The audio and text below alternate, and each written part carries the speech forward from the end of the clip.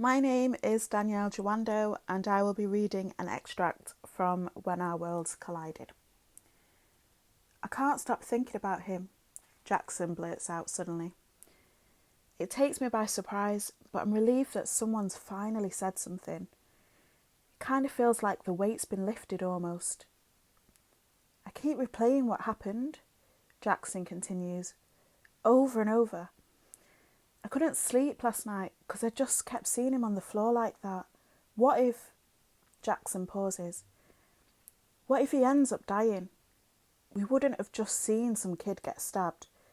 We would have seen him get murdered, right in front of us, like it was nothing. He puts his head in his hands. The last thing he said to me was to tell his mum that he loved her. I don't even know who she is.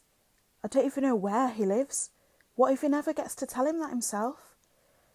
Jackson sneaks us a glance, and I can't help but feel guilty.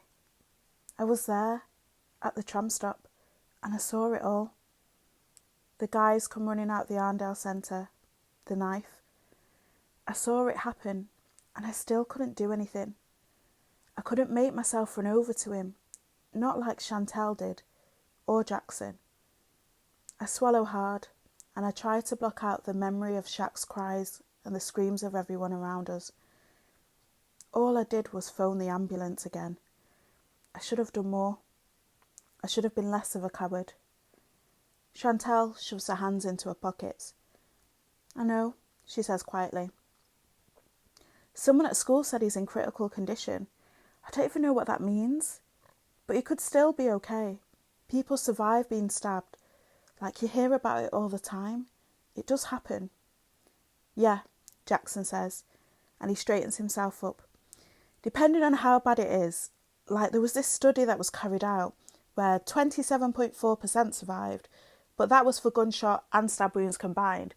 And it doesn't take into account the level of trauma because there's two different types and we don't know what type Shaq is. But if you think about it in combination with the law of averages and how likely you are to see someone get stabbed and then surviving, well, there's still a chance that he could still be okay. Jackson pauses. And I don't know if it's because he's noticed that me and Chantal are both staring at him, but he trails off. Chantal pulls a face. What? She says, confused.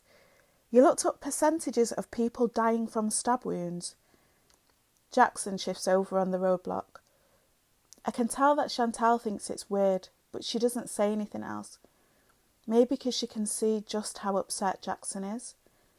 I don't think it's weird, but I'm not about to say that either.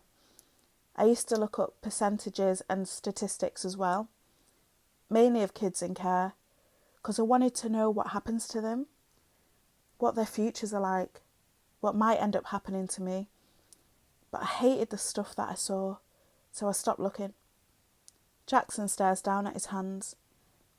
Stuff like that helps me make sense of it, and I don't know what else we're supposed to do. Are we just meant to wait?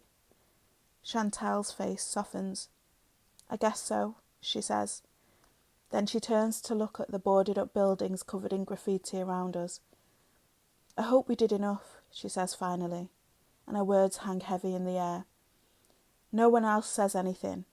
We all just sit there, in the middle of the closed-off road, surrounded by concrete and graffiti, hoping that Shaq will be okay.